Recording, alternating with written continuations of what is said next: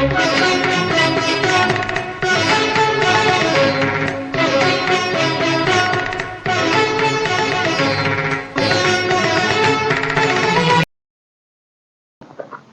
ಈ ಜಾಗ ಏನಿದೆ ಎಲ್ಲರೂ ಇಂಟ್ರೆಸ್ಟ್ ಮಾಡುತ್ತೆ.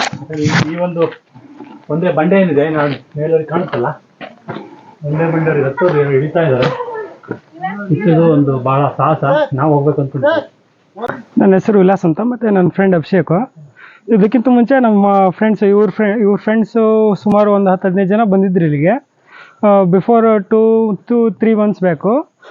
ಇದು ತುಂಬ ಪ್ಲೇಸ್ ಚೆನ್ನಾಗಿದೆ, ಟೂರಿಸ್ಟ್ ಪ್ಲೇಸ್ ಆಗಿರೋದ್ರಿಂದ ಎಲ್ಲ ಬಂದು ಹೋಗ್ತಾರೆ. ಮತ್ತು ಇಲ್ಲಿ ಊಟಕ್ಕೂ ಎಲ್ಲ ಇದೆ. 12 ಗಂಟೆಯಿಂದ 3 ಗಂಟೆವರೆಗೂ ಊಟಕ್ಕಿರುತ್ತೆ. ಮತ್ತು ಮೇಲ್ಗಡೆಯಿಂದ ವ್ಯೂ ಪಾಯಿಂಟ್ ನೋಡೋದಾದರೆ ಸೂಪರ್ ಇದೆ. ಮತ್ತು ಯುವಕರೆಲ್ಲ ಬರ್ಬೋದು, ಮತ್ತು ಲೇಡೀಸು ಒಂದು ಏಜ್ವರೆಗೂ ಇರೋರು ಹತ್ಬೋದು. ಚೆನ್ನಾಗಿದೆ ಪ್ಲೇಸ್, ಮಾತ್ರ ಒಳ್ಳೆ ಟೂರಿಸ್ಟ್ ಪ್ಲೇಸು, ಚೆನ್ನಾಗಿದೆ. ಸುತ್ತಲೂ ಫೋಟೋಶೂಟ್ಗೂ ಚೆನ್ನಾಗಿರುತ್ತೆ. ಒಂದು ನೋಡೋಲಿಕ್ಕಂತೂ ಸೂಪರ್ ಪಾಯಿಂಟ್ ಇದು.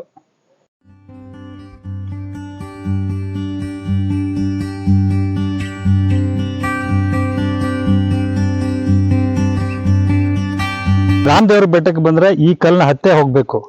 ಯಾಕೆಂದ್ರೆ ಅದ್ಭುತವಾದ ಕಲ್ಲು ಏಕಶಿಲೆಯಲ್ಲಿರುವಂಥದ್ದು. ಇವಾಗಿದೆ, ಮೊದಲು ಇದ್ಯಾವುದು ಇರಲಿಲ್ಲ. ನನ್ನ ಮಗ ಹತ್ತಾ ಇದ್ದಾನೆ, ಭಯ ಅಂತ ಅವನಿಗೆ, ಆದರೂ ಕರ್ಕೊಂಡು ಹೋಗ್ಲೇಬೇಕಂತ ಆಸೆ. ತುಂಬ ಜನ ಯುವಕರು ಹತ್ತು ಬರ್ತಿದ್ರೆ, ಯುವಕರಿಗೆ ಇದೆಲ್ಲ ಚಾಲೆಂಜು. ಹತ್ತಿ ಇದೆಲ್ಲ ನೋಡಬೇಕು. ರಾಮ ದೇವಸ್ಥಾನ ಏನು ಅಯೋಧ್ಯೆ ಇದೆ, ಅಯೋಧ್ಯೆಗೆ ಹೋಗೋಕ್ಕಿಂತ ಮೊದಲು ರಾಮನ ಕುರುಗಳು ಏನಿದೆ ನಮ್ಮ ಕರ್ನಾಟಕದಲ್ಲಿ, ಭಾರತದಲ್ಲಿ, ಅದೆಲ್ಲ ನೋಡ್ಕೋಬೇಕು. ರಾಮನ ಇತಿಹಾಸವನ್ನ ತಿಳ್ಕೋಬೇಕು. ಯಾಕಂದ್ರೆ 1000 ವರ್ಷ ಹಿಂದೆ ಆದದ್ದು ಈಗಲೂ ಕೂಡ ರಾಮನ ಸ್ಮರಣೆ ಏನಾಗ್ತಾ ಇದೆ, ಎಲ್ಲರಿಗೂ ತಲುಪಬೇಕು. ಜೈ ಶ್ರೀರಾಮ ಅಂತ ತಿಳ್ಕೊಂಡು ನಾವು ಹೋಗ್ತಾ ಇದ್ವಿ. ಬನ್ನಿ ಹೋಗೋಣ.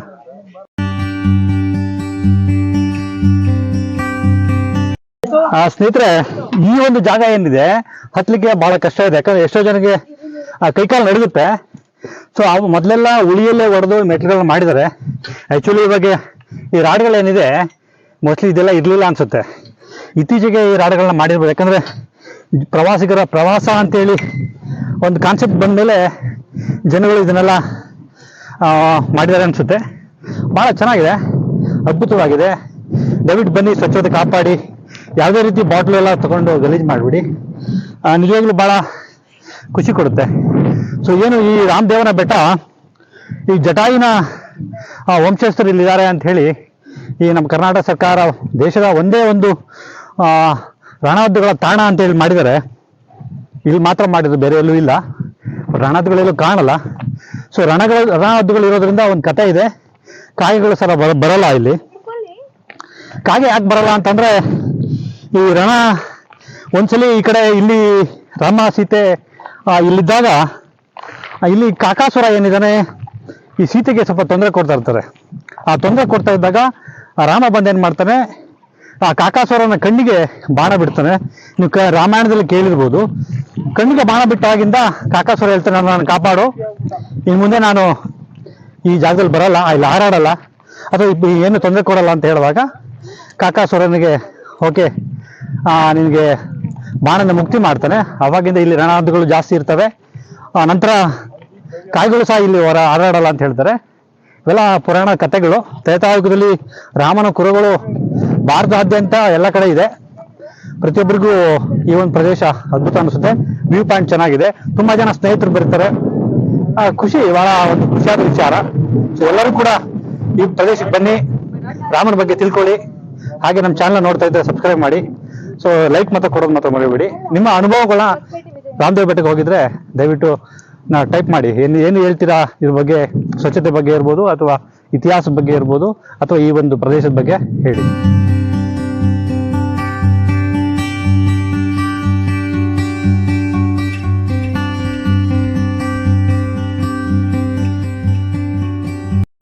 ನನ್ನ ಹೆಸರು ಸುಧಾ ಅಂತ. ನಾವು ಬೆಂಗಳೂರಿಂದ ಬಂದಿದ್ದೀವಿ ಇಷ್ಟು ಜನ. ಇದು ನಾವು ಕಲ್ಯಾಣ ನಗರದಿಂದ. ಸೊ ನಾವು ಬಂದಿರೋದು ಜಸ್ಟ್ 1 ಡೇ ಟ್ರಿಪ್ಗೆ ಅಂತ. ಬಟ್ ಈ ಪ್ಲೇಸ್ ತುಂಬಾ ಚೆನ್ನಾಗಿದೆ. ಅದರಲ್ಲಿ ಬಂದ್ಬಿಟ್ಟು ನಾವೆಲ್ಲರೂ ಶ್ರೀರಾಮನ ಭಕ್ತರು. ಒಂಥರ ಇಲ್ಲಿ ಪ್ಲಾಸ್ಟಿಕ್ ಆ್ಯಂಡ್ ಯಾವುದೇ ತರ ಇದು ಡಸ್ಟ್ ಮಾಡಿಲ್ಲ, ಎಲ್ಲ ಒಂಥರ ಕ್ಲೀನ್ ಮೇಂಟೈನ್ ಮಾಡ್ತಾ ಇದ್ದಾರೆ. ಸೊ ಚೆನ್ನಾಗಿದೆ ಸರ್ ಪ್ಲೇಸ್ ತುಂಬಾನೇ. ಜೈ ಶ್ರೀರಾಮ್ ಅಂತ ಹೇಳಿ. ಇವತ್ತು ನಾವು ರಾಮದೇವ್ ಬೆಟ್ಟಕ್ಕೆ ಬಂದಿದ್ವಿ, ಯುವಕರೆಲ್ಲ ಇಲ್ಲಿ ಬಂದಿದ್ದಾರೆ. ಮೋಜು ಮಸ್ತಿ ಅಂತೇಳಿ ಈ ಏಜ್ ಅಲ್ಲಿ ಕಾಮನ್ ಆಗಿ ನಾವು ಕೂಡ ಮಾಡ್ತೀವಿ. ಸೊ ಹಣ್ಣು ತಂದು ತಿನ್ನೋದು ಅಥವಾ ಇಷ್ಟವಾದಂತ ತಿನ್ನೋದು, ಜೊತೆಗೆ ಗ್ರೂಪ್ ಅಲ್ಲಿ ಎಲ್ಲ ಬಂದಿರೋದ್ರಿಂದ ಆ ಒಂದು ಮಜಾನೇ ಬೇರೆ ಇರುತ್ತೆ. ಈ ದಿನವನ್ನ ನೆಕ್ಸ್ಟ್ 20-25 ವರ್ಷ ನಂತರ ಕಳೆದಾಗ ಈ ಜಾಗ, ಈ ಪ್ರದೇಶ, ಈ ಮಾತುಗಳೆಲ್ಲ ತುಂಬಾ ಅದ್ಭುತ ಅನ್ಸುತ್ತೆ. ಅವಾಗ ಈ ವಿಷಯಗಳನ್ನೆಲ್ಲ ಮಜಾ ಮಾಡ್ತಾ ಇರ್ತೀವಿ. ಜೊತೆಗೆ ವಯಸ್ಸೇ ಆತರ ಇರುತ್ತೆ. ಸೊ ಇವತ್ತು ನಮ್ಮ ಜೊತೆ ಯುವಕರು ರಾಮನ ಬಗ್ಗೆ ಎಷ್ಟು ಗೊತ್ತೋ ಎಷ್ಟು ಗೊತ್ತಿಲ್ಲ, ನನಗೆ ಗೊತ್ತಿಲ್ಲ. ಸೊ ರಾಮನ ಬಗ್ಗೆ ತಿಳ್ಕೊಳೋದು ಇವಾಗಲೇ ತಿಳ್ಕೊಂಡ್ರೆ ಇನ್ನೂ ಚೆನ್ನಾಗಿರುತ್ತೆ. ಯಾಕಂದ್ರೆ 40-50 ಆದ್ಮೇಲೆ ಆಟೋಮೆಟಿಕ್ಲಿ ರಾಮನ ಬಗ್ಗೆ, ರಾಮ ಜೈ ಶ್ರೀರಾಮ್ ಅಂತೇಳಿ ಕೆಲವೊಂದು ಬಾಯಿಲೆ ಆಟೋಮೆಟಿಕ್ಲಿ ಬರುತ್ತೆ. ಅವ್ರ ಮಕ್ಳು ಸಹ ಅವ್ರು ಹಾಗೆ ಹೇಳ್ಕೊಡ್ಬೇಕಾಗುತ್ತೆ. ಸೊ ಇವತ್ತು ನಿಮ್ಗೆ ಎಕ್ಸ್ಪೀರಿಯನ್ಸ್ ಹೆಂಗಿತ್ತು ಹೇಳಿ? ನನಗೆ ತುಂಬಾ ಮೆಟ್ಲತ್ತದಾಗ ಭಯ ಆಯ್ತು, ಆಮೇಲೆ ಇಲ್ಲಿ ಬಂದು ಖುಷಿ ಆಯ್ತು. ಆಮೇಲೆ ಹೆಂಗಿತ್ತು? ಮೆಟ್ಲತ್ತಕ್ಕೆಲ್ಲ ಈಸಿ ಇತ್ತಾ? ಸ್ವಲ್ಪ ಕಷ್ಟ ಆಯ್ತು. ಹತ್ತಿದ್ಯಾ? ಆಗ್ತದೆ. ಹೆಂಗಿತ್ತು ಮೋನಿಕಾ? ಚೆನ್ನಾಗಿತ್ತು ಎಕ್ಸ್ಪೀರಿಯನ್ಸ್, ಬಟ್ ಸಿಕ್ಕಾಪಟ್ಟೆ ಭಯ ಆಗ್ತಿತ್ತು ಅಲ್ಲಿ ಹತ್ತವಾಗ. 2 ಕಂಬಿನ ಹಿಡ್ಕೊಂಡು ಹತ್ತಿದೀವಿ, ಬಟ್ ವ್ಯೂ ಪಾಯಿಂಟ್ ಅಂತೂ ಚೆನ್ನಾಗೈತೆ. ಬಟ್ ಮಳೆ ಟೈಮಲ್ಲಿ ಬಂದಿದ್ರೆ ಇನ್ನೂ ಚೆನ್ನಾಗಿರ್ತಾ ಇತ್ತು. ಹೆಂಗಿತ್ತು ಗಾನ್ವಿ? ಚೆನ್ನಾಗಿತ್ತು. ಚೆನ್ನಾಗಿತ್ತು ಎಕ್ಸ್ಪೀರಿಯನ್ಸ್. ಹೆಂಗಿತ್ತು ಅಂಕಲ್ ಎಕ್ಸ್ಪೀರಿಯನ್ಸ್? ಒಳ್ಳೆ ಅನುಭವ. ಹತ್ತಕ್ ನಿಮಗೆ ಈಸಿ ಆಯ್ತಾ ಕಷ್ಟ? ಈಸಿ, ನಾವೆಲ್ಲ ಬೆಟ್ಟ ಶಿವಗಂಗೆ ಅದು ಕಷ್ಟ, ಅಷ್ಟು ಕಷ್ಟ ಇತ್ತಲ್ಲ ಅಂಕಲ್? ಇಲ್ಲ, ನಮ್ಗೆ ಈಸಿ. ಇಂಥವೆಲ್ಲ ತುಂಬಾ ಅತಿ ರೂಢಿ ಇದೆ. ನಮಗಲ್ಲಿ ಭಯ ಆಗ್ತಿತ್ತು ಎಲ್ಲಿ ಬಿದೋಗ್ತೀವಿ ಅಂತ. ಅದೇ ಹೊಸಬ್ರು ಫಸ್ಟ್ ಟೈಮ್ ಬಂದವ್ರಿಗೆ ಹಂಗೆ. ನಾವಂದ್ರೆ ನೀವ್ ಇಲ್ಲಿ ಬರ್ತಿರ್ತೀರಾ? ಬರ್ತಾ ಇರ್ತೀನಿ. ಈಗ ಎಷ್ಟನೇ ಸಲ ಬಂದಿರೋದು? ಎಷ್ಟನೇ ಸಲ ತುಂಬಾ ಲೆಕ್ಕನೇ ಇಲ್ಲ, ಅಷ್ಟು ಸಲ ಬಂದಿದ್ದೀನಿ. ಹೌದಾ ಅಂಕಲ್? ನಾನು ಫಸ್ಟ್ ಟೈಮ್ ಬಂದಿದ್ದೀರಾ ಅನ್ಕೊಂಡೆ. ಇಲ್ಲ ನಮ್ಮ ಶಿವಗಂಗೆ ಬೆಟ್ಟ ಹತ್ತಿ ಇಳಿದು ನಮ್ಗೆಲ್ಲ ಪ್ರಾಕ್ಟೀಸ್ ಇದೆಯಲ್ಲ, ಭಯ ಅನ್ಸಲ್ಲ. ನಾವು ಹಳ್ಳಿ ನಾವು ರೈತರ ಇರೋದ್ರಿಂದ ಇವೆಲ್ಲ ಅದೇ ಎಲ್ಲರೂ ಹೇಳೋ ತರ ತುಂಬಾ, ನನಗ್ ಫಸ್ಟ್ ಟೈಮ್ ಬಂದಿರೋದಿಲ್ಲಿ ತುಂಬಾ ಕಷ್ಟನೇ ಅನ್ಸ್ತು ನನಗೂನು. ಎಲ್ಲಿ ಬಿದೋಗ್ತೀನಿ ಅನ್ನೋದು ಭಯನೇ ಆಗ್ತಿತ್ತು. ಎಲ್ರು ಅಂಕಲ್ ಹತ್ತಿದ್ದಾರೆ, ಅಂಕಲ್ ಈ ಏಜ್ ಅಲ್ಲಿ ಹತ್ತಿದ್ದಾರೆ ಅಂದ್ರೆ ಖುಷಿ ಪಡ್ಬೇಕು. ನೀವು ಚಿಕ್ಕ ಪಾಪನು ಹತ್ತಿದ್ದಾನೆ ಅಂದ್ರೆ ಅದಕ್ಕೂ ಖುಷಿನೇ. ಹಂಗೆ ಸ್ವಲ್ಪ ಕಷ್ಟನೇ ಅನಿಸ್ತು. ಅಂದ್ರೆ ತುಂಬಾ ಚೆನ್ನಾಗಿದೆ ವ್ಯೂ ಪಾಯಿಂಟು. ಬೆಳಗ್ಗೆ ಅಥವಾ ಈವ್ನಿಂಗ್ ಬಂದ್ರೆ ಇನ್ನೂ ಚೆನ್ನಾಗಿರುತ್ತೆ. ಎಲ್ಲರೂ ಮಳೆಗಾಲದಲ್ಲಿ ಬರ್ಬೇಕು, ಮಳೆ ಆದ್ಮೇಲೆ ಸ್ವಲ್ಪ ದಿನ ಬಿಟ್ಕೊಂಡು ಬರ್ಬೇಕಂತ ಹೇಳ್ತಿದ್ರು. ಆದ್ರೂ ಸುಡ ಬಿಸಿಲಲ್ಲಿ ಇದ್ರೂ ಸೂಪರ್ ಆಗೈತೆ ವ್ಯೂ ಪಾಯಿಂಟು. ಫುಲ್ ಗಾಳಿ ಬರ್ತೈತೆ, ಇಷ್ಟು ಬಿಸಿಲಿದ್ರು ಚೆನ್ನಾಗಿದೆ. ಚಂದ್ರ ಸುತ್ತ ಅವ್ರ ಯೂಟ್ಯೂಬ್ ಚಾನಲ್ಗೆ ಲೈಕ್ ಮಾಡಿ, ಶೇರ್ ಮಾಡಿ, ಸಬ್ಸ್ಕ್ರೈಬ್ ಮಾಡಿ. ಸ್ನೇಹಿತರೆ, ನನ್ನಿಂದ ಏನ್ ಕಾಣ್ತಾ ಇದೆ, ನಿಂತಿರೋ ಕಲ್ಲು ಸಪ್ತ ಋಷಿಗಳ ಕಲ್ಲು ಅಂತ ಏನ್ ಕತೆ ಹೇಳ್ತಾರೆ. ಈ ಒಂದು ವಾತಾವರಣ ಅದ್ಭುತವಾಗಿರೋದ್ರಿಂದ, ರಾಮ ನೆಲೆಸಿರೋದ್ರಿಂದ ಆ ಋಷಿಗಳು ಕಲ್ಲಾಗಿದ್ದಾರೆ ಅಂತ ಹೇಳಿ ಒಂದು ಕತೆ ಇದೆ. ನನ್ನಿಂದ ಕಾಣ್ತಿರೋ ಆ ಕಲ್ಲುಗಳು 5-7 ಕಲ್ಲುಗಳು ಸಪ್ತ ಋಷಿಗಳು ನಿಂತಿರೋದು ಅಂತ ಹೇಳ್ತಾರೆ. ಇದನ್ನ ರಣಹದ್ದುಗಳ ತಾಣ ಅಂತ ಮಾಡಿದ್ದಾರೆ. ಭಾರತದ ಏಕೈಕ ರಣಹದ್ದುಗಳ ತಾಣ ಅಂತಂದ್ರೆ ಈ ರಾಮನಗರದಲ್ಲಿರುವಂತ ರಾಮನ ಬೆಟ್ಟ. ಸೊ ಇಲ್ಲಿ ಈ ಜಟಾಯು ಏನು ಅಂದ್ರೆ, ಜಟಾಯು ಇಲ್ಲಿ ನೆಲೆಸಿದ್ರು. ಹಾಗಾಗಿ ಇಲ್ಲಿನ ಇರುವಂತ ರಣಹದ್ದುಗಳು ಆ ಜಟಾಯುನ ವಂಶಸ್ಥರು ಅಂತ ಹೇಳಿ ಈ ಒಂದು ಕಥೆ ಇದೆ. ಸೊ ಇವಾಗ ಇನ್ನು ಅರಣ್ಯ ಇಲಾಖೆಯವರು ಈ ಒಂದು ಪ್ರದೇಶವನ್ನ ಒಂದು ಉಸ್ತುವಾರಿ ವಹಿಸ್ಕೊಂಡು ಅಚ್ಚುಕಟ್ಟಾಗಿ ಮಾಡ್ತಾರೆ. ಅದು ತುಂಬಾ ಕಮ್ಮಿನೇ ಪ್ಲಾಸ್ಟಿಕ್ ಇದೆ ಅಂತ ಹೇಳ್ಬೋದು. ತುಂಬಾ ಎತ್ತರ ಏನಿಲ್ಲ, ಸಾಮಾನ್ಯವಾಗಿ ಎಲ್ಲರೂ ಬರ್ಬೋದು. ನೀವು ರಾಮನ ಸ್ಮರಣೆ ಮಾಡಿಕೊಂಡು, ರಾಮನ ಒಂದು ಉದ್ದೇಶ ಏನಿದೆ, ರಾಮನ ಬಗ್ಗೆ ಇರುವಂಥ ಗೌರವವನ್ನ ತಿಳ್ಕೊಂಡು ಈ ಪ್ರದೇಶಕ್ಕೆ ಬಂದರೆ ನಿಜಕ್ಕೂ ಅದ್ಭುತವಾದಂತಹ ಒಂದು ಫೀಲಿಂಗ್ ಅನಿಸುತ್ತೆ. ಯಾಕಂದ್ರೆ ನಿಮ್ಮ ಮಕ್ಕಳನ್ನೆಲ್ಲ ಕರ್ಕೊಂಡ್ಬನ್ನಿ, ಇಂಥ ಬೆಟ್ಟಗಳು ತೋರಿಸಿ. ಯಾಕಂದರೆ ಬೆಂಗಳೂರು ಹತ್ರ ಇರೋದ್ರಿಂದ ಒಂದು ಒಳ್ಳೆ ಅದ್ಭುತವಾದಂಥ ಫೀಲಿಂಗ್ ಅಂತ ಅನಿಸುತ್ತೆ. ಸೊ ರಿಯಲಿ ನಮಗಂತೂ ಭಾಳ ಖುಷಿ ಕೊಡ್ತು. ನಾವು ಇವಾಗ ಏನು ಅಯೋಧ್ಯೆಯಲ್ಲಿ ರಾಮನ ಏನು ಪ್ರತಿಷ್ಠಾಪನೆ ದೇವಸ್ಥಾನ ಏನಾಗಿದೆ, ಅದಕ್ಕಿಂತ ಮೊದಲು ನಮ್ಮ ಭಾರತ ದೇಶದಲ್ಲಿ ಅಥವಾ ಅದರಲ್ಲೂ ಕರ್ನಾಟಕದಲ್ಲಿ ರಾಮನ ಬಗ್ಗೆ ಹಲವು ಕುರುಹುಗಳಿದ್ದಾವೆ. ಆ ಕುರುಹುಗಳನ್ನೆಲ್ಲ ನೀವು ಫಸ್ಟ್ ನೋಡಿಕೊಂಡು ರಾಮನ ದೇವರ ಬೆಟ್ಟಕ್ಕೆ ನೀವು ಹೋಗಿ ಅಂತ ಈ ಮೂಲಕ ನಾನು ಹೇಳಬಲ್ಲೆ.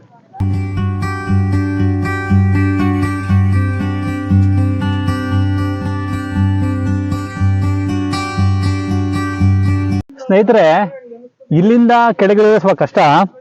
ಮೆಟ್ಲುಗಳು ತುಂಬಾ ಈ ತರ ಸ್ಟ್ರೈಟ್ ಆಗಿದೆ. 2 ಮೆಟ್ಲು ಹತ್ತಿದ ಮೇಲೆ ಧೈರ್ಯ ಬರುತ್ತೆ. ಫಸ್ಟ್ ಟೈಮ್ ಹತ್ತೋರಿಗೆ ಕಷ್ಟ ಅನ್ಸುತ್ತೆ, ಮತ್ತೆ ಹತ್ತೋರಿಗೆ ಈಸಿ ಅನ್ಸುತ್ತೆ. ಹತ್ಬೇಕಾದ್ರೆ ಭಾಳ ಈಸಿಯಾಗಿ ಹತ್ತಿದ್ದು, ಇಳಿಬೇಕಾದ್ರೆ ಸ್ವಲ್ಪ ಭಯ ಆಗುತ್ತೆ. ಬಟ್ ಇಳಿಬೋದು, ಯಾರು ಬೇಕಾದ್ರೆ ಇಳಿಬೋದು, ಮಕ್ಕಳು ಇಳಿಬೋದು. ನಿಜವಾಗ್ಲೂ ಯಾರು ರಾಮ ದೇವನ ಬೆಟ್ಟಕ್ಕೆ ಬರ್ತೀರಾ, ಸೊ ಈ ಮೆಟ್ಲು ಹತ್ತಿ ಇಳಿದ್ರೆ ಒಂದು ಸಾರ್ಥಕ ಮನೋಭಾವನೆ ಅಂತ ನನಗನ್ಸುತ್ತೆ. ಸೊ ಯಾರಾದ್ರೂ ಬಂದ್ರೆ ದಯವಿಟ್ಟು ಈ ಮೆಟ್ಲನ್ನ ಹತ್ತಿ ಇಳಿರಿ. ಸೊ ನಿಮ್ಗೆ ಈ ಒಂದು ಅನುಭವಗಳು ಗೊತ್ತಾಗುತ್ತೆ. ಏನ್ ಮಾಡ್ತೀವಿ ಅಂದ್ರೆ ಯುವಕರಿದ್ದಾಗ ಇಂಥವೆಲ್ಲ ಹತ್ತಲ್ಲ, ಪಿಕ್ಚರು ಫಿಲ್ಮು ಅಂತ ಈ ಕಡೆ ಎಲ್ಲ ತಿರ್ಗಾಡ್ತೀವಿ. ವಯಸ್ಸಾದ್ಮೇಲೆ ಇಂಥವೆಲ್ಲ ಹತ್ಬೇಕು ಅನ್ನೋ ಮನೋಭಾವನೆ ಬರುತ್ತೆ, ಹತ್ತಕ್ಕೆ ಶಕ್ತಿ ಇರಲ್ಲ. ಸಾಮಾನ್ಯವಾಗಿ ಎಲ್ಲರಿಗೂ ಇದೇ ಒಂದು ಮನಸ್ಥಿತಿ ಇರುತ್ತೆ. ಸೊ ವಯಸ್ಸಿದ್ದಾಗ ಇದೆಲ್ಲ ನೋಡ್ಲಿಲ್ವಲ್ಲ ಅಂತೇಳಿ ಆಸಕ್ತಿ ಕಮ್ಮಿ ಇರೋದ್ರಿಂದ ನೋಡ್ಲಿಕ್ಕೆ ಆಗಲ್ಲ. ಈ ವಯಸ್ಸಾದ್ಮೇಲೆ ಇಂಥವೆಲ್ಲ ಹತ್ಬಿಟ್ಟು ಕಾಲ್ ನೋವು ಕೈ ನೋವು ಅಂತ ಹೇಳುವ ಮನೋಭಾವನೆ ಸಾಮಾನ್ಯವಾಗಿ ಎಲ್ಲರಿಗೂ ಇರುತ್ತೆ. ನಮ್ಗೆ ಶಿವಗಂಗೆ ಹತ್ತಿದ ಮೇಲೆ ಇದು ಏನ್ ಮಹಾ ಬೆಟ್ಟ ಅನಿಸ್ಲಿಲ್ಲ. ಸೊ ಇಳಿಬೋದು, ಆರಾಮ್ ಈಸಿಯಾಗಿ ಹತ್ಬೋದು, ಈಸಿಯಾಗಿ ಇಳಿಬೋದು. ಯುವಕರಿಗಂತೂ ಬಹಳ ಖುಷಿ ಕೊಡುತ್ತೆ. ಯಾಕಂದ್ರೆ ಇಲ್ಲಿ ನೋಡಿ ಮೋಸ್ಟ್ಲಿ ಇಲ್ಲೂ ಸಹ ಮೆಟ್ಲು ಮಾಡಿದ್ದಾರೆ. ಮೋಸ್ಟ್ಲಿ ಇತ್ತೀಚೆಗೆ ಇದು ಮಾಡಿರೋದು ಅನ್ಸುತ್ತೆ. ಮೊದಲು ಇಲ್ಲಿ ಮೆಟ್ಲಿತ್ತು ಅನ್ಸುತ್ತೆ, ಇಲ್ಲಿಂದ ಇಳಿತಾ ಇದ್ರು ಹತ್ತಾ ಇದ್ರು ಅನ್ಸುತ್ತೆ. ಆಮೇಲೆ ಇತ್ತೀಚೆಗೆ ಈ ಕಡೆ ಎಲ್ಲ ರಾಡಿನ ಸಹಾಯದಿಂದ ಇಳಿಯಕ್ಕೆ ಮೆಟ್ಲು ಮಾಡಿದ್ದಾರೆ ಅನ್ಸುತ್ತೆ. ಏಕಶಿಲಾ ರಾಮದೇವನ ಬೆಟ್ಟ ಮೆಟ್ಲು ನಿಜವಾಗ್ಲೂ ಒಂದು ಯೋಚನೆ ಮಾಡಿ ನೀಟಾಗಿ ಕೆತ್ತಿದ್ದಾರೆ. ಮೇಲೆ ವ್ಯೂ ಪಾಯಿಂಟ್ ಅಂತ ಇವಾಗ ಏನು ಹೇಳ್ತೀವಿ, ಮೊದಲೆಲ್ಲ ವ್ಯೂ ಪಾಯಿಂಟ್ ಅನ್ನೋಕ್ಕಿಂತ ಒಂದು ಸೆಕ್ಯೂರಿಟಿ ದೃಷ್ಟಿಯಿಂದ ಇಂಥ ಬೆಟ್ಟದಲ್ಲಿ ಕೆಲವೊಂದು ದವಸ ಧಾನ್ಯಗಳಿರ್ಬೋದು ಅಥವಾ ಕಳ್ಳಕಾಕರಿಂದ ತಪ್ಪಿಸ್ಕೊಳಕ್ಕೋಸ್ಕರ ಇಂಥ ಎತ್ತರ ಪ್ರದೇಶ ಇಡ್ತಿದ್ರು. ಯಾಕಂದ್ರೆ ಈಸಿಯಾಗಿ ಹತ್ತಿ ಯಾರೇ ಬಂದು ಕದಿಯೋಕ್ಕಾಗಲ್ಲ ಅಂತ ಹೇಳಿ ಅನ್ಕೊಬೋದು. ಸೊ ಹಾಗಾಗಿ ನಮ್ಮ ಪೂರ್ವಕರು ಏನು ಈ ಥರ ಎಲ್ಲ ಒಂದು ಉದ್ದೇಶವನ್ನ ಮಾಡಿದ್ದಾರೆ ಅಂದರೆ, ಅವಾಗಿನ ಓದು ಬರ ಇಲ್ದಿದ್ರು ಕೂಡ ಈ ರೀತಿ ಒಳ್ಳೆ ಒಂದು ಉದ್ದೇಶ ಇಟ್ಕೊಂಡು ಮಾಡಿದ್ದಾರೆ. ನಿಜವಾಗ್ಲೂ ಭಾಳ ಖುಷಿ ಕೊಡುತ್ತೆ. ಸೊ ಯುವಕರಿಗೆಲ್ಲ ಇದೊಂದೆಲ್ಲ ಸ್ಫೂರ್ತಿ. ಸೊ ಮನುಷ್ಯನ ವಯಸ್ಸು 100 ಇದ್ರೂ ಕೂಡ 50 ಆಗೋತ್ತಿಗೆ ತನ್ನ ಶಕ್ತಿಯನ್ನು ಕಳ್ಕೊತಾನೆ. 50 ಆದಮೇಲೆ ಮನೆಯಲ್ಲಿ ಲೀಡರ್ಶಿಪ್ ಮಾಡ್ತಾನೆ ಬಿಟ್ರೆ ಇಂಥ ಕಷ್ಟ ಜಾಗನ ಹತ್ಲಿಕ್ಕೆ ಬರೋಕ್ಕಾಗಲ್ಲ. ಸೊ ಯುವಕರೇ, ನಾನು ನಿಮ್ಗೆ ಏನು ಹೇಳೋದಂದ್ರೆ, ಆದಷ್ಟು ಬೇಗ ಎದ್ದೇಳಿ. ವಿವೇಕಾನಂದ ಹೇಳಿದಂಗೆ ಎದ್ದೇಳಿ ಹೇಳಿ, ನೀವು ಕೆಲವೊಂದು ಉದ್ದೇಶವನ್ನ ಬೇಗ ತೀರಿಸ್ಕೊಳ್ಳಿ ಅಂತ ನಾನು ಈ ಮೂಲಕ ಹೇಳ್ಬೋದು.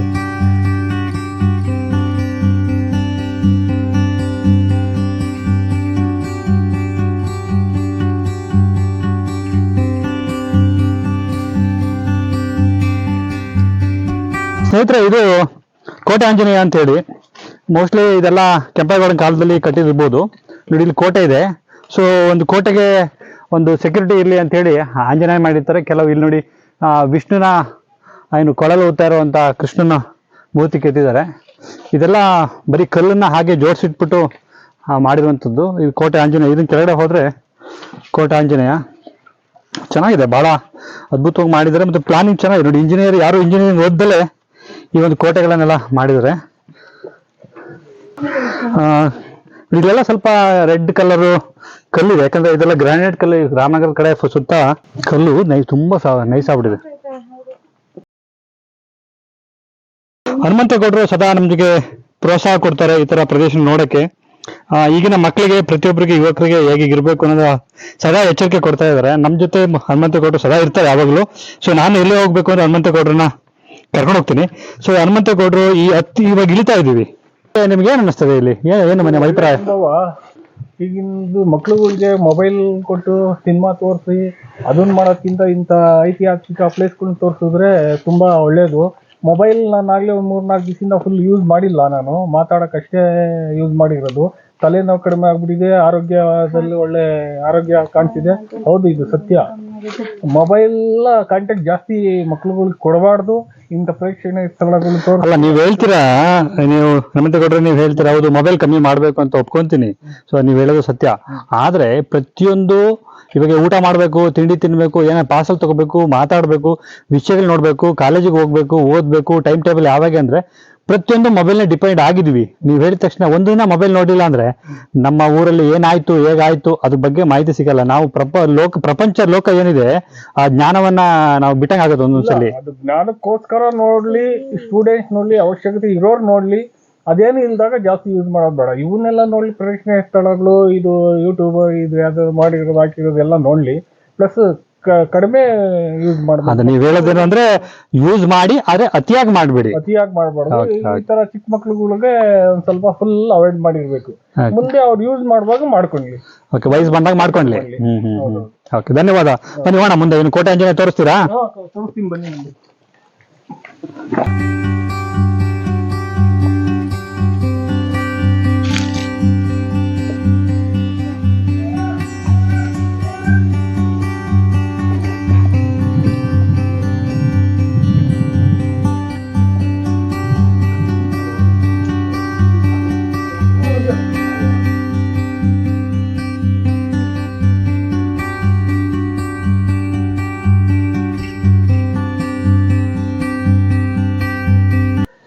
ಇದು ಕೋಟೆ ಆಂಜನೇಯ ಅಂತ. ಮತ್ತು ಮೊದಲನೇ ರೋಡು ಈ ಕಡೆ ಕೆಂಪೇಗೌಡರ ದಾರಿ ಈ ಕಡೆಯಿಂದ ಬರ್ತಾ ಇದ್ದು ಹಳೆ ರೋಡೇ ಇದು, ಕೆಂಪೇಗೌಡರು ಇದು ಮಾಡ್ಕೊಂಡಿದ್ದು. ಮತ್ತು ಇದು 700 ವರ್ಷ ಅಂದ್ಬಿಟ್ಟು ಕೆಂಪೇಗೌಡರ ಲೆಕ್ಕದಲ್ಲಿ ಇದು ಮಾಡಿದ್ದೀವಿ. ಇದು 1000 ವರ್ಷಕ್ಕೆ ಹಿಂದೊಂದು ವಿಗ್ರಹ ಇದು. ಮತ್ತು ಇದರಲ್ಲಿ ಏನೇ ನೀವು ಸಂಕಲ್ಪ ಮಾಡಿಕೊಂಡು ಹೇಳ್ಬೇಡ್ದು ಯಾರ ಜೊತೆ ಒಳ್ಳೇದಾದಾಗ ಬಂದು ಪೂಜೆ ಮಾಡಿಸ್ಬಿಟ್ಟು ಹೇಳಬೇಕು. ಸಪ್ತಋಷಿಗಳು ಪ್ರತಿಷ್ಠಾಪನೆ ಮಾಡಿರೋದು, ಉತ್ತರಾಭಿಮುಖ ದೇವರಿರೋದು. ಬಂದು ಏನೇ ಕೇಳ್ಕೊಂಡು ಕೆಲಸಗಳು ಆಗುತ್ತೆ, ಒಳ್ಳೆ ಕೆಲಸಗಳು ಆಯ್ತದೆ ಇದರಲ್ಲಿ. ಏನು ಗರುಡಗಂಬ ಸಹ ಇದೆ ಇಲ್ಲಿ? ಇಲ್ಲಿ ರಾಮದೇವ್ರ ಬೆಟ್ಟದಲ್ಲಿ ಯಾವುದಕ್ಕೂ ಇಲ್ಲ. ಇದು ಬಿಟ್ಟರೆ ರಾಮದೇವ್ರ ಬಿಟ್ಟರೆ ಇದಕ್ಕೆ ಗರುಡಗಂಬ ಇರೋದು. ಗರುಡಗಂಬ ಸಾಮಾನ್ಯವಾಗಿರೋದು ದೇವಸ್ಥಾನದಲ್ಲಿ ಮಾತ್ರ. ಹೌದು ಹೌದು. ಇದು ದೇವಸ್ಥಾನಗಳು ಎಷ್ಟೋ ವರ್ಷದಲ್ಲಿ ಉಳ್ಳೋಗ್ಬಿಟ್ಟಿದೆ. ಇದ್ದಿ ಮರ ಇದೆ, ಮರ ಇದ್ದು ಮರ ಏನು ಮಾಡೋದು, ದೇವಸ್ಥಾನ ಉಳಿಸ್ಬಿಟ್ಟಿದೆ ನೋಡಿ. ಇಟ್ಕೆ ಎಲ್ಲ ಸುತ್ತ ಇತ್ತು, ದೇವಸ್ಥಾನ ಸುಮಾರು ವರ್ಷಗಳಲ್ಲಿ ಉಳ್ಳೋಗ್ಬಿಟ್ಟಿದೆ. ಈ ಆಲೆ ಮರ ಇತ್ತು, ಆಲೆ ಮರ ಅಂತ. ಇದು ಇದು ಬಂಡೆ ಎಷ್ಟಿದೆ ಅಷ್ಟು ಎತ್ತರವರೆಗೂ ಇತ್ತು, ಮರ ಇತ್ತು. ನಾವೇ ಕಡ್ದು ಇದು ಮಾಡೋದು. ಅದೇ ದೇವಸ್ಥಾನ ಏನ್ ಮಾಡಿದೆ ಉಳಿಸ್ಬಿಟ್ಟಿದೆ ಅದು ಎಷ್ಟೋ ವರ್ಷದಲ್ಲಿ. ಮರ ಇರೋದ್ರಿಂದ ಅದು ದೇವಸ್ಥಾನ ಬಿಡಿಸ್ಬಿಟ್ಟಿದೆ. ದೇವಸ್ಥಾನ ಬೇರೆಲ್ಲ ಮೇಲೆ ಬಂದ್ಬಿಟ್ಟು ದೇವಸ್ಥಾನ ಉಳ್ಳೋಗ್ಬಿಟ್ಟಿದೆ ಎಷ್ಟೋ ವರ್ಷದಲ್ಲಿ. ದೇವಸ್ಥಾನ ಇದ್ರೆ ಮಾತ್ರ ಗರುಡಗಂಬ ಇರೋದು, ಇಲ್ದರೆ ಇರಲ್ಲ. ಏನ್ ಮಾಡಿ ಏನ್ ವಿಶೇಷ ಅಂದ್ರೆ ಇಲ್ಲಿ ದೇವರದ್ದು ಶಕ್ತಿ. ನೀವು ಮನಸ್ಸಲ್ಲಿ ಏನ್ ಬೇಕು ಸಂಕಲ್ಪ ಮಾಡ್ಕೊಂಡು ಹೋದ್ರೆ ಹೇಳಬಾರದು ಇನ್ನೊಬ್ಬರ ಜೊತೆಲಿ. ಒಳ್ಳೇದಾದಾಗ ಬಂದು ಪೂಜೆ ಮಾಡಿಸ್ಬೋದು, ಬಹಳ ಶಕ್ತಿಯುತವಾಗಿದೆ. ಆಮೇಲೆ ಮಂದಿ ಅಷ್ಟಮಂಗಲ ಪ್ರಶ್ನೆ ಮಾಡಿದಾಗ ದೇವ್ರನ್ನ ಏನು ಇದು ಮಾಡಬೇಡಿ, ಯಾವ ರೀತಿ ಇದೆ ಹಂಗೆ ಪೂಜೆ ಮಾಡಬೇಕು ಅಂತ ಹೇಳಿರೋದು. ಆ ಮರ ಹುಟ್ಟಿ ನೂಕ್ಬಿಟ್ಟಿದೆ ದೇವ್ರನ್ನ, ಅದು ಮುಂದಕ್ಕೆ ಬಾಗಿದೆ ದೇವರು ಒಂದು ಅರ್ಧ ಅಡಿ. ದೇವಸ್ಥಾನ ಮಾಡಬಾರ್ದು ಅಂತ ಬಂದಿದೆ. ದೇವಸ್ಥಾನ ಅಂದ್ರೆ ಮಾಡಲಿಲ್ಲ, ಮಾಡಬಾರ್ದು ಅಂತಾನೆ ಇರ್ಬೋದು ಮೋಸ್ಟ್ಲಿ. ಅದು ಮಾಡಬಾರ್ದು ಅಂತಾನೆ ಇದು ಹಿಂಗೆ ಪ್ರಕೃತಿಯಲ್ಲಿ ಇರಬೇಕು ಅನ್ನೋ ಉದ್ದೇಶ ಏನೋ ದೇವರಲ್ಲಿ. ಮತ್ತೆ ದೇವಸ್ಥಾನ ಬಾಗಿರೋದ್ರಿಂದ ಅವರು ಹೇಳಿರೋದು ಅಷ್ಟಮಂಗಲ ನಡಗಿಸಿದ್ದು 3 ದಿವಸ ರಾಮದೇವ್ರ ಬಗ್ಗೆ. ಅವಾಗ ಮೂರ್ತಿನ ಏನು ಅಳ್ಳಾಡಿಸ್ಬಿಡೋದು, ಹೆಂಗದಂಗೆ ಪೂಜೆ ಮಾಡ್ಕೊಂಡು ಬಹಳ ಶಕ್ತಿಯಾಗಿದೆ ಅಂತ ಹೇಳಿದ್ರು. ಬಹಳ ಶಕ್ತಿಯುತವಾಗಿದೆ ಕೋಟೆ ಆಂಜನೇಯ. ಮತ್ತೆ ಕೆಂಪೇಗೌಡರು ಕೂಡ ಇದ್ರ ಶಕ್ತಿಯಿಂದ ಇಲ್ಲಿ ಸೈನ್ಯ ಎಲ್ಲ ಮಡಿಕೊಂಡು ದನಕಂಬಿಲಿ ದುಡ್ಡು ನಾಣ್ಯ ಎಲ್ಲ ಇಟ್ಕೊಂಡು ನೋಡ್ಕೊಡ್ತಾ ಇದ್ದದ್ದು. ಸುಮಾರು ಕಡೆ ಕೆಂಪೇಗೌಡ ಕೋಟೆ ಇದೆ. ಹೌದೌದು. ಎಷ್ಟು ವರ್ಷದಿಂದ ಪೂಜೆ ಮಾಡ್ತೀರಿ ನೀವು ಇಲ್ಲಿ? ನಾವಿಲ್ಲಿ ಒಂದು 5 ವರ್ಷ ಪೂಜೆ ಮಾಡ್ತಾ ಇದ್ವಿ. ಅದಕ್ಕೆ ಮುಂಚೆ ಎಲ್ಲ ಹಿಂಗೆ ಗಿಡ ಎಲ್ಲ ಬೆಳ್ಕೊಂಡಿತ್ತು. ಬೆಳ್ಕೊಂಡಿದ್ದಾಗ ಬಂದು ಅಷ್ಟಮಂಗಲಲ್ಲಿ ಹೇಳಿದಾಗ ಇಲ್ಲಿ ಶಕ್ತಿ ಅದೇ ದೇವ್ರಿಗೆ ಪೂಜೆ ಮಾಡಬೇಕು ಅಂತ ಅಂದಾಗ ಇದನ್ನೆಲ್ಲ ಕ್ಲೀನ್ ಮಾಡಿ ಪೂಜೆ ಮಾಡೋದು. ಆಮೇಲೆ ಮತ್ತೆ ಒಂದು 2 ಸಾರಿ ಅಗೌರಿಗಳು ಕೂಡ ಸಿಕ್ಕಿದ್ರು. 1 ಅವರ್ ಜಪ ಮಾಡ್ತಾರೆ ಇಲ್ಲಿ ಬಂದ್ರೆ. ಬರ್ತಾರೆ 2 ಸಾರಿ ಸಿಕ್ಕವ್ರೆ. ನಾಗಸಾಧುಗಳು 3 ಸಾರಿ ಸಿಕ್ಕವ್ರೆ ಇಲ್ಲಿ. ಬರ್ತಾರೆ ಬಂದು ಅವರೇ ಸುಮಾರು 1 ಅವರ್ ಕಾಲ, ಮುಕ್ಕಾಲಿಂದ 1 ಅವರ್ ಕಾಲ ಜಪ ಮಾಡ್ತಾರೆ ಕುತ್ಕೊಂಡಿಲ್ಲಿ. ಸದ್ಯಕ್ಕೆ ಬಂದಿದ್ರಾ? ಈಗಿಲ್ಲ, ಒಂದಾಗ್ಲೇ ನಮಗೆ ಬಂದು 1.5 ವರ್ಷ 2 ವರ್ಷದ ಮೇಲೆ ಸಿಕ್ಕಿದ್ದು ಅಷ್ಟೇ. ನಾವ್ ಯಾರು ಬೇಕು ಅವರೇ ಪೂಜೆ ಮಾಡ್ಕೊಳಂಗಿತ್ತೆ ಮಾಡೋದು. ಅವರೇ ಹೇಳಿದ್ದು ಹಂಗೆ ಮಾಡಬಾರ್ದು, ನೀವೇ ಬಂದು ಪೂಜೆ ಮಾಡಬೇಕು, ಯಾರಂದ್ರೆ ಅವರೇ ಮಾಡಬಾರ್ದು ಅಂತ ಹೇಳಿದ್ದು. ಜೈ ಶ್ರೀರಾಮ್, ಸೀತಾರಾಮ್. ಮತ್ತೆ ಮೊದಲನೇದೇ ಅಯೋಧ್ಯ, 2ನೇದು ಬಂದೇ ರಾಮದೇವ್ರ ಬೆಟ್ಟ, 3ನೇದು ಬಂದೇ ಭದ್ರಾಚಲ. 3 ಜಾಗದಲ್ಲಿ ರಾಮದೇವರು 4 ವರ್ಷದಿಂದ 5 ವರ್ಷದ ಕಾಲ ಇದ್ದಂತ ಜಾಗ ಇದು. ಫಸ್ಟ್ ಇವಾಗೆಲ್ಲ ಊರೂರಿಗಾಗಿದೆ. ಈ 3 ಜಾಗದಲ್ಲಿ ಇಂಪಾರ್ಟೆಂಟ್. ಈ 4 ವರ್ಷ ಇದ್ದಂತ ಜಾಗ ಇದು. 4 ವರ್ಷದಿಂದ 5 ವರ್ಷ ಇದ್ದ ಜಾಗ ರಾಮದೇವ್ರ ಬೆಟ್ಟ. ಅಯೋಧ್ಯೆಯಿಂದ ಬಂದ್ಮೇಲೆ ರಾಮದೇವ್ರ ಬೆಟ್ಟ ಮುಗಿದ್ಮೇಲೆ ಲಾಸ್ಟ್ ಫೈನಲ್ ಭದ್ರಾಚಲ ಹೋಗಿರೋದು. ಸ್ನೇಹಿತರೆ, ಈ ರಾಮದೇವ್ರ ಬೆಟ್ಟ ಅಂತ ಹೇಳ್ತೀವಿ.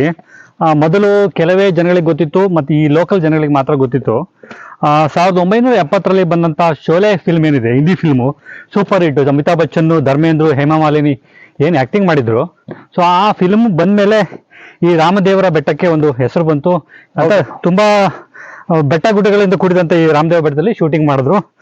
ನೀವು ಅದ್ಭುತವಾದಂಥ ವಿಡಿಯೋನ ನೋಡ್ಬೋದು. ಆ ಫಿಲ್ಮ್ ಕರ್ನಾಟಕದಲ್ಲಿ ಈ ಬೆಟ್ಟನೇ ಲೊಕೇಶನ್ ಓಕೆ ಆಗಿದ್ದು. ಎಲ್ಲ ಕಡೆ ಹುಡುಕ್ತಾ ಇಲ್ಲಿ ಬಂದು ಮಾಡಿದ್ರು. ಇದು ಓಕೆ. ಅದೇ ಅದಾದ್ಮೇಲೆ ಶೋಲೆ ಫಿಲ್ಮ್ ಮಾಡಾದ್ಮೇಲೆ ಈ ಒಂದು ಬೆಟ್ಟಕ್ಕೆ ಹೆಸರು ಬಂತು. ಇದನ್ನ ಈಗಲೂ ಕೂಡ ಉತ್ತರ ಭಾರತದಲ್ಲಿ ಶೋಲೆ ಫಿಲ್ಮ್ ಮಾಡಿದ ಜಾಗ ಅಂತೇಳಿ ತುಂಬಾ ಜನ ಪ್ರವಾಸಿಗರು ಬಂದು ನೋಡ್ತಾರೆ. ಆ ಡೈಲಾಗನ್ನ ಹೇಳ್ತಾರೆ. ರಾಮನಗರ ಆವಾಗಲೇ ತುಂಬ ಫೇಮಸ್ಸು. ಸಾಮಾನ್ಯ ಶೋಲೆ ಫಿಲ್ಮ್ ಬಂದು 50 ವರ್ಷಗಳ ಕಾಲ ಕಳೆದಿದೆ. ಸೊ ಎಲ್ಲ ಆ್ಯಕ್ಟರ್ಸು ಈಗಲೂ ಕೂಡ ಇದ್ದಾರೆ. ಇಲ್ಲೆಲ್ಲ ಬಂದಾಗ ಕೂಡ ಪಾಪ ಅವರಿಗೆಲ್ಲ ಹಳೆದಿನ ನೆನಪುಗಳು ಆಗ್ತವೆ. ಹಾಗಾಗಿ ರಾಮನಗರ ಅನ್ನೋದು ಎಲ್ಲರ ಜನಮನ ಇಡೀ ಪ್ರಪಂಚಕ್ಕೆ ಗೊತ್ತಿದೆ ಅಂತ ನಾವು ಅನ್ಕೊಬೋದು. ರಾಮನ ಒಂದು ಏನು ವಾಸ ಆಗಿತ್ತು, ಅದರಿಂದ ಇನ್ನೂ ಸ್ವಲ್ಪ ಜನಕ್ಕೆ ಭಾಳ ಚೆನ್ನಾಗಿ ಗೊತ್ತಾಗಿದೆ ಅಂತ ಹೇಳ್ಬೋದು. ಬನ್ನಿ ಸ್ನೇಹಿತರೆ, ಇಂಥ ಹಲವು ವಿಡಿಯೋಗಳ ಮಾಡುವ ಒಂದು ಉದ್ದೇಶ ನಮ್ಮದು. ಹನುಮಂತೇಗೌಡರ ಜೊತೆಗೆ ಇನ್ನೂ ತುಂಬ ಹಲವುಗಳ ವಿಡಿಯೋ ಮಾಡ್ಬೋದು. ಜೊತೆ ಸೇರಿದಷ್ಟು ಬಾಂಧವ್ಯಗಳು ಬೆಳೆಯುತ್ತೆ, ವಿಷಯಗಳು ತಿಳ್ಕೊಳುತ್ತೆ, ಉತ್ತಮ ಸಹಕಾರ ಕೊಡ್ತಾರೆ. ಯಾಕಂದರೆ ಒಂದೇ ಮನಸ್ಥಿತಿಯವರಿದ್ದಾಗ ಒಳ್ಳೊಳ್ಳೆ ವಿಚಾರವನ್ನು ನಾವು ತಿಳ್ಕೊಬೋದು. ಬನ್ನಿ, ಪಾಪ ಅವ್ರ ಕೈಲಿ ವಯಸ್ಸಿನ ಮೀರಿ ನಮ್ಮ ಜೊತೆ ಬರ್ತಾರೆ, ಭಾಳ ಖುಷಿ ಕೊಡುತ್ತೆ. ಎಲ್ಲ ರೀತಿ ಸಹಕಾರ ಮಾಡ್ತಾರೆ, ಬೆಳಗ್ಗೆಯಿಂದ ಇದ್ದಾರೆ. ನೀವು ಶಿವಗಂಗೆ ಆಲ್ರೆಡಿ ನೋಡಿದ್ದೀರಾ, ಅಲ್ಲೂ ಕೂಡ ತುಂಬ ಕಷ್ಟಪಟ್ಟು ಪ್ರತಿಯೊಂದು ವಿವರಣೆ ಕೊಟ್ಟರು. ಧನ್ಯವಾದಗಳು ಅವರಿಗೆ.